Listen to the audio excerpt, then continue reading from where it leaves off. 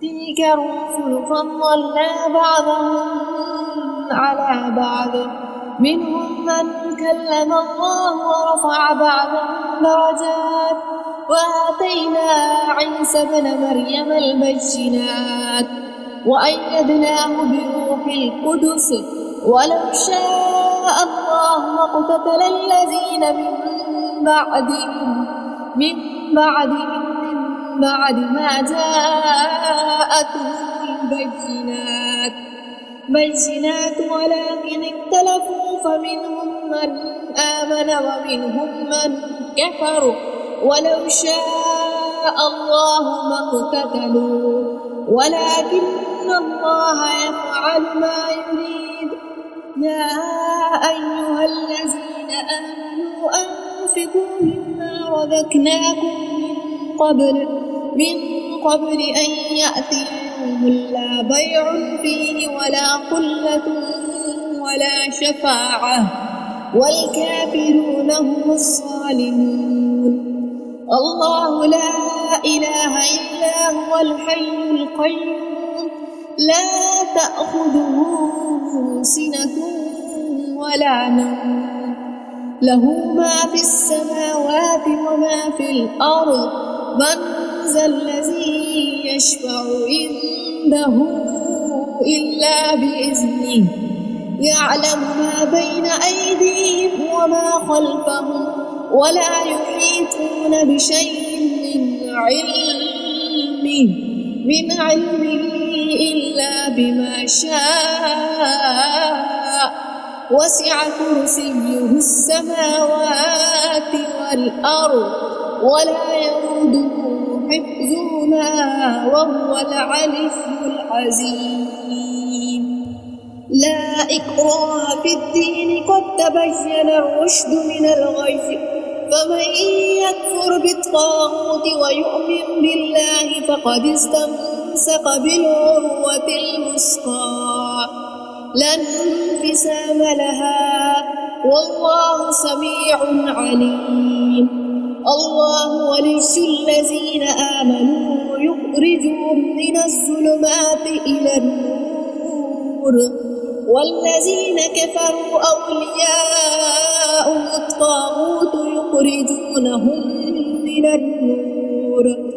النور إلى الظلمات أولئك أصحاب النار هم فيها خالدون. ألم تر إلى الذي حاج إبراهيم في ربه أن آتاه الله الملك إذ قال إبراهيم ربي الذي يحيي ويميت قال أنا أحيي وأميت قال إبراهيم فإن الله يأتي بالشمس من المشرق فأت بها من المغرب فبهت الذي كفر والله لا يهدي القوم الظالمين. أو كالذي مر على قرية وهي خاوية على عروشها قال أنى يحيي هذه الله بعد موتها فأماته الله 100 عام ثم بعثه قال كم لبثت قال لبثت يوما أو بعد يوم قال بل لبثت 100 عام فانظر إلى طعامك وشرابك لم يتسنه وانظر إلى حمارك ولنجعلك آية للناس وانظر إلى العذاب كيف ننشزها ثم نكسوها لحما فلما تبين له قال أعلم أن الله على كل شيء قدير. وإذ قال إبراهيم رب أرني كيف تحيي الموتى قال أولم تؤمن قال بلى ولكن ليطمئن قلبي قال فخذ 4 من الطير فصرهن إليك ثم اجعل على كل جبل حبل منهن جزعا ثم ادعوهن يأتينك سعيا واعلم أن الله عزيز حكيم. مثل الذين ينفقون أموالهم في سبيل الله كمثل حبة أنبتت 7 سنابل في كل سنبلة 100 حبة والله يضاعف لمن يشاء والله واسع عليم. مثل الذين ينفقون أموالهم في سبيل الله ثم لا يتبعون ما أنفقوا منا ولا أذى لهم أجرهم عند ربهم ولا خوف عليهم ولا هم يحزنون. قول معروف ومغفرة خير من صدقة يتبعها عذاب والله غني حليم. يا أيها الذين آمنوا لا تبطلوا صدقاتكم بالمن والعذاب كالذي ينفق ماله رئاء الناس ولا يؤمن بالله واليوم الآخر فمثله كمثل صفوان عليه تراب فأصابه وابل فتركه سدى لا يقدرون على شيء مما كسبوا والله لا يهدي القوم الكافرين. ومثل الذين ينفقون أموالهم ابتغاء مرضات الله وتثبيتا من أنفسهم كمثل جنة بربوة عصابها وابل فأتت أكلها ضعفين فإن لم يصبها وابل فطل والله بما تعملون بصير. أيود أحدكم أن تكون له جنة من نخيل وأعناب تجري من تحتها الأنهار له فيها من كل الثمرات وأصابه الكبر وله ذرية ضعفاء وأصابها إعصار فيه نار فاحترقت كذلك يبشر الله لكم الآيات لعلكم تتفكرون. يا أيها الذين آمنوا أنفقوا من طيبات ما كسبتم ومما أخرجنا لكم من الأرض ولا تيمموا الخبيث منه تنفقون ولستم بآخذيه إلا أن تغمزوا فيه واعلموا أن الله غني حميد. الشيطان يعدكم الفقر ويأمركم بالفحشاء والله يعدكم مغفرة منه وفضلا والله واسع عليم. يؤتي الحكمة من يشاء ومن يؤت الحكمة فقد أوتي خيرا كثيرا وما يذكر إلا أولو الألباب. وما أنفقتم من نفقة أو نذرتم من نذر فإن الله يعلمه وما للظالمين من أنصار. إن تبدوا الصدقات فنعما هي وإن تخفوها وتؤتوها الفقراء فهو خير لكم ويكفر عنكم من سيئاتكم والله بما تعملون خبير.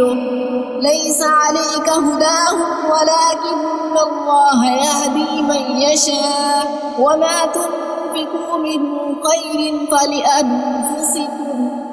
وما تنفقوا تنفقون إلا ابتغاء وجه الله وما تنفقوا من خير يوفى إليكم وأنتم لا تظلمون للفقراء الذين أحصروا في سبيل الله لا يستطيعون ضربا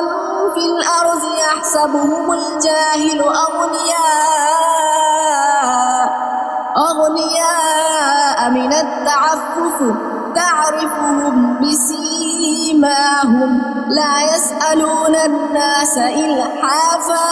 وما تنفقوا من خير فإن الله به عليم الذين ينفقون أموالهم بالليل والنهار سرا وعلانية فلهم أجرهم عند ربهم ولا خوف عليهم ولا هم يحزنون الذين يأكلون الربا لا يقومون إلا كما يقوم الذي يتخبطه الشيطان من المس ذلك بأنهم قالوا إنما البيع مثل الربا وأحل الله البيع وحرم الربا فمن جاءه موعظة من ربه فانتهى فله ما سلف وأمره إلى الله ومن عاد فأولئك أصحاب النار هم فيها خالدون يمحق الله الربا ويربي الصدقات والله لا يحب كل كفار عسيم إن الذين آمنوا وعملوا الصالحات وأقاموا الصلاة وآتوا الزكاة لهم أجرهم عند ربهم ولا خوف عليهم ولا هم يحزنون يا أيها الذين آمنوا اتقوا الله وذروا ما بقي من الربا إن كنتم مؤمنين فإن لم تفعلوا فأذنوا بحرب من الله ورسله وإن تبتم فلكم رؤوس أموالكم لا تظلمون ولا تظلمون وإن كان ذو عسرة فنظرة إلى ميسرة وأن تصدقوا خير لكم إن كنتم تعلمون واتقوا يوما ترجعون فيه إلى الله ثم توفى كل نفس ما كسبت وهم لا يظلمون يا أيها الذين آمنوا إذا تداينتم بدين إلى أجل مسمى فاكتبوه وليكتب بينكم كاتب بالعدل ولا يأب كاتب أن يكتب كما علمه الله فليكتب وليملل الذي عليه الحق وليتق الله ربه ولا يبخس منه شيئا فإن كان الذي عليه الحق سفيها أو ضعيفا أو لا يستطيع أن يمل هو فليملل وليه بالعدل واستشهدوا شهيدين من رجالكم فإن لم يكونا رجلين فرجل وامرأتان ممن ترضون من الشهداء أن تزل إحداهما فتذكر إحداهما الأخرى ولا يأبى الشهداء إذا ما دعوا ولا تسأموا أن تكتبوه صغيرا أو كبيرا إلى أجله ذلكم أقسط عند الله وأقوم للشهادة وأدنى أن لا ترتابوا إلا أن تكون تجارة حاضرة تديرونها بينكم فليس عليكم جناح ألا تكتبوها وأشهدوا إذا تبايعتم ولا يضار كاتب ولا شهيد وإن لم تفعلوا فإنه فسوق بكم واتقوا الله ويعلمكم الله والله بكل شيء عليم وإن كنتم على سفر ولم تجدوا كاتبا فرهان مقبوضة فإن أمن بعضكم بعضا فليؤد الذي اؤتمن أمانته وليتق الله ربه ولا تكتموا الشهادة ومن يكتمها فإنه آثم كالبر والله بما تعملون عليم لله ما في السماوات وما في الأرض وإن تبدوا ما في أنفسكم أو تخفوه يحاسبكم به الله فيغفر لمن يشاء ويعذب من يشاء والله على كل شيء قدير آمن الرسول بما أنزل إليه من ربه والمؤمنون كل آمن بالله وملائكته وكتبه ورسله لا نفرق بين أحد من رسله وقالوا سمعنا وأطعنا غفرانك ربنا وإليك المصير لا يكلف الله نفسا إلا وسعها لها ما كسبت وعليها ما اكتسبت ربنا لا تؤاخذنا إن نسينا أو أخطأنا ربنا ولا تحمل علينا إصرا كما حملته على الذين من قبلنا ربنا ولا تحملنا ما لا طاقة لنا به واعف عنا واغفر لنا وارحمنا أنت مولانا فانصرنا على القوم الكافرين.